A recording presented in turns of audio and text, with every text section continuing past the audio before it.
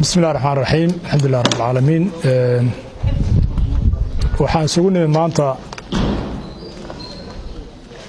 mas'uuliyiinta madaxweynenimada Jubbaland qayb ka mid ah iyo runtii musharaxiintii golihii badbaadada annagoo ka turjumayna shacabka reer Jubbaland iyo aragtidooda iyo dareenkooda waxyaalaha ku soo kordhay saaxada Jubbaland oo ognahay meesha ay soo martay waxaa jira oo aan dareemaynaa niman siyaasiyiina oo runtii Soomaaliya ka soo qabtay xilal qaarkoodna ay ahaayeen madaxweynaha Soomaaliya madaxweynayaal qaarkood wasiirro ka soo noqdeen qaar baarlamaanka ka soo noqdeen inay rabaan ayagoo ujeedo kale halkan runtii siyaasadeed inay kubad uga dheelaan halkan banooni aan sax ahayn in halkan ka ciyaaraan ayagoo runtii ka turjumaya ama runtii dhibaateynaya hay'adaha sharciga federaalka ee Soomaaliya iyo dana markaa runtii 2020 ay kala yihiin taa waxaan soo qaadanayaa madaxweynihii hore ee Soomaaliya Shariif Sheekh Axmed oo runtii hadlay baan dhageystay wuxuu ka hadlayaa runtii waxyaalo fara badan waxaan xusuusinayaa madaxweynahaas runtii anigu xurmaynaya oo waxa uu runtii soo maray waxaan ku weydiinayaa madaxweynihii hore ee Soomaaliya Kismaayo waxa weeye gobol kamida state-ka Soomaaliya ama gobolada Soomaaliya gobol kamida weeye maamul aqoonsi ah baa ka jira oo la yiraahdo Jubbaland waxa laga celiyay wasiiradii federaalka qayb kamida ayaa halkan lagu xayiro leeyahay ma iman kartaan waad ogtahay baan malayn wada socotay xildhibaanada laga celiyo leeyahay ma iman kartaan kuwa laga tarxiilay oo ogtahay sharci darro lagu tarxiilay waxa laga celiyay generaallo kamida ciidanka Soomaaliya halkan laga celiyay waxaan ku weydiinayaa marka aad leedahay waa sharci darro in anaga nala xanibo waa run uma malaynaya personal adiga hadda wax lagu xanibay inay jirto maxaad ugu hadli weyday meena sharci ahayn dastuuri inaad ka hadasho ka muwaadin ahaan saad sheegtay kuwa lagu xadgudbay ee loo diiday iyagoo aan dambi lahayn halkan qaarna in laga dhoofiyo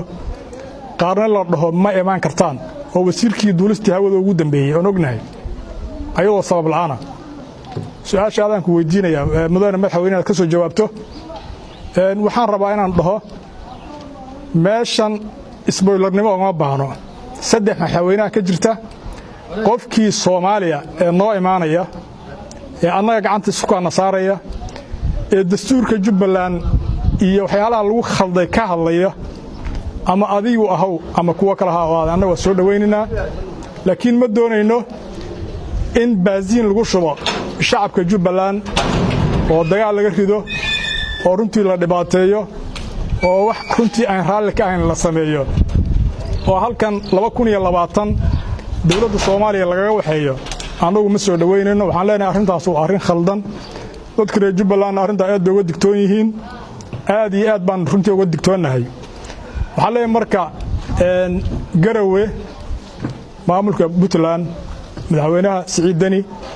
iyo runtii madaxweynayaashii hore ee Soomaaliya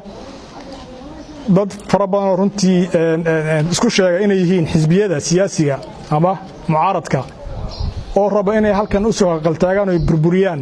nabadda halkan ka jirta oo dadka anaga isku diraan oo ay xabad isku kana dhiibaan oo runtii ay aad iyo aad runtii u sheegaan aad baan runtii ugu xanahay hawshaas aad iyo aad yaanu waxaan codsanaynaa sharciga in la ilaaliyo dawladnimada Soomaaliya in la ilaaliyo inaan dadka la isku dirin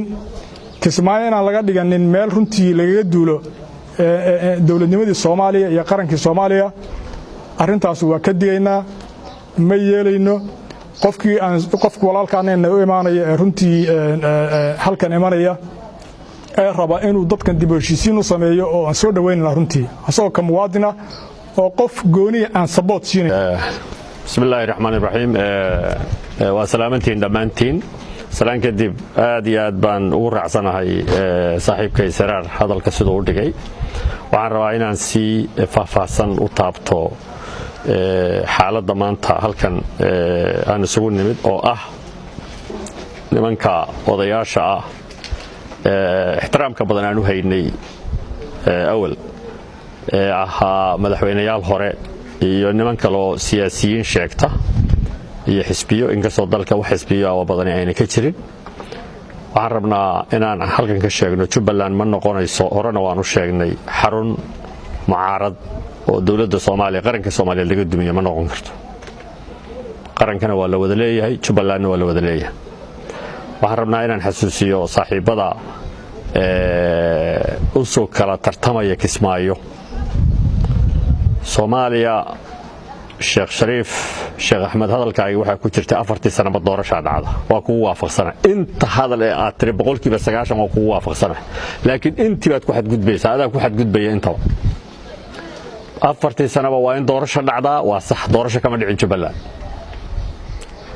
madaxweynaad ahayd waad wareejisay maxaad ku wareejisay doorasho dhacday doorasho ma dhicin waxa dhacay maxaan ku yiraahdaa wax alla waxa aad sheegtay ee xadgudub oo dhan ba halka ka jira waxaadna rabtaa xadgudub inaad xalaalayso waxaad rabtaa inaad boob iyo khiyaamo xalaalayso mana xalaalayn kartid haddaad halka hadda timaado lagu fasaxi lahaana oo intaad timaado aad caleema saari lahayd saaxiibkaaga horena waxba uma soo kordhinaysid waxna uma kordhinaysid in lagu celiyaabo magac iyo sharaf laga yaabo inay ku tahay waa ku ixtiraamayna shacabka Jubbaland uma baahna benzin inaad ku shubto haddaad imanayso sidaas ka qurux badan inaad u timaadday dameero wado warka waa ka soo horeeyay warqadaada ka soo horeysay aad ku taageertay Axmed Madoobe hadda maxaad sheegi intii uun baad ku celin Soomaa madaxweynaad rabtaa waa isaga iyo ragga kale la midka ah madaxweynihii hore Xasan Sheekh kamid yahay iyo kuwa kale faraha badan ee maxaan ku yiraahdaa badii iyo dhulkii cirkiiba hore u gatay waxaad rabtaan oo Soomaaliya rabaa inaan u sheego madaxweynayaal bay rabaan 20 inay u tartamaan waana qayr mas'uuliyad hadda ku shaqeynayaan inay doorasho aan sax ahayn ay dhahaan waa sax ayaguna taas oo kale rabaan inay nagu sameeyaan waxaan rabaa inaan u soo jeediyo odayaashaas Kismaayo waad iman kartaan waa magaalo Soomaaliya laakiin sida aad ku imaanaysaa si ka duwan baa la rabaa inaad ku timaadaan haddaad odayaal tihiin idinkoo odayaal inaad timaadaan baa la idinka rabaa haddaad maxaan ku idhaahdaa si kale oo qaraabo salaan oo imaanaysaan inaad u timaadaan laakiin siyaasadaha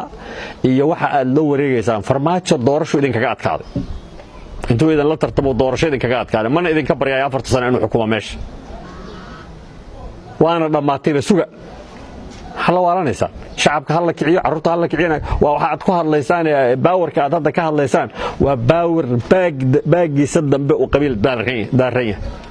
waxa sida Soomaaliya kama shaqeeyaan shacabkana ma marna habaabin kartaa waxa idin soo jeedinaynaa hatta timaadana waxba soo kordhinaysaan benzin u baa ku soo shubaysaan haddaydan imaaninna waxba soo kordhinaysaan laakiin sharaftiina maanta meel bay u dhacday dhulkay ku dhacday waxa laga yaabaa anigu rag badan oo aan saaxiib ahayn oo aan taageeri lahayn inay ku jiraan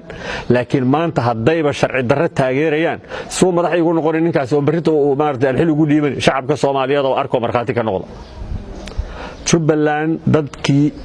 siyaasad iyo shacab iyo odayaal ku filan baa joogay inay arintooda xaliyaan waxa kharibayana wuxuu faragelintiina banaanka mar walba faragelinta banaankana waxaan u baahanahay in ay dib uga istaagto Jubbaland inta waxaan ku darayaa annaga isbedel doon ahaan day one maalintii ugu horeysay ilaa hadda waxaan u qaylinayna war waxaan waa la wada leeyahay la joojiyo miisa la isugu yimaado hal la wada hadlo doorasho la wada leeyahay hal la qabto intiiba waa la diiday dhagaha laga furaysta waxaan sheegnay doorasho la wada leeyahay haddii dhici weydo doorasho la kale leeyahay inay dhici doonto waa dhacday caleema saar la wada leeyahay hadduu dhici waayo mid la kale leeyahay waa dhici Sheekh Shariif iyo Xasan Sheekh iyo ragga kale la midka ah idinkoo Kismaayo jooga ama Kismaayo dhibaato inaad ka abuurtaan ha u imaanina waxaan rabaa inaan beesha caalamka iyo dawladda Soomaaliya iyo shacabka Soomaaliyeed iyo shacabka Jubbaland ba u sheego wixii ka yimaada ayaga qaadi doona mas'uuliyadeeda Jubbaland bay isku dirayaan sii kala fogeynayaan baasiin ku sii shubayaan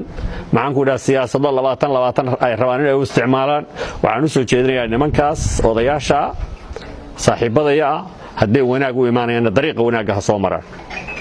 hadday rabaan fawdana Jubbaland fawdo uma baahna in ku filan bay haysataa waxa kale soo haray waxay tahay 20 baad u socotaan doorasho 20 haddii doorashada Axmed Maxamed Islaan halkan uu ku afduubay aad taageertaan Maxamed Farmaajona doorashadaas oo kale u qabsan doona idinkoo taagtaagan oo xamar taagan buu 4 sano kale madaxweyne noqon doona ilaa idinka bilaabay laakiin waa in loo soo looqdaa sharciga iyo nidaamka oo la yiraahdo halka hal dhig maxaad u imaan weydeen maalintii doorashadu dhacaysa oo markaati uga noqon weydeen marka aad leedihiin waan xalaalayn ma ogidin maxaa xalaalaynaysan warba ma haysaan taasi waa inta waxaan rabaa shacabka reer Jubbaland in aan la hadlayo odayaashiisa annaga isbedel doonka haddaan nahay shacabka Jubbaland dhalinyaro iyo odayaal iyo salaadiin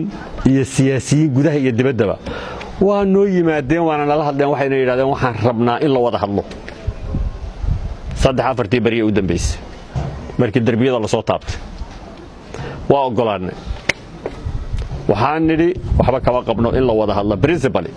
mabdi'iyan in la wada hadlo waa ogola